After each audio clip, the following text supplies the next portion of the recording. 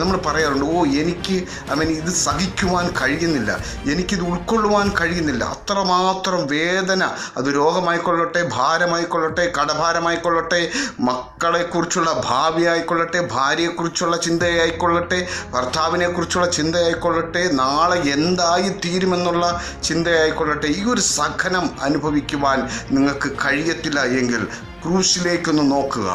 സർവശക്തനായ ദൈവം അനുഭവിച്ച സഹനം, അതിൽ നിന്നും പുറത്തു കൊണ്ടുവരുവാൻ സർവശക്തനായ ദൈവത്തിന് കഴിയും. നിങ്ങൾ ഒന്ന് മാത്രം ചിന്തിച്ചാൽ മതി. നിങ്ങൾക്കൊരു സഹനം വരുമ്പോൾ, നിങ്ങൾക്കൊരു പ്രയാസം വരുമ്പോൾ, നമ്മൾ വീണ്ടെടുത്ത സഹനങ്ങളിലൂടെ കടന്നുപോയ, അതികഠിനമായ വേദനയിലൂടെ കടന്നുപോയ, പീഡനങ്ങളിലൂടെ കടന്നുപോയ ഒരു ദൈവമുണ്ട്.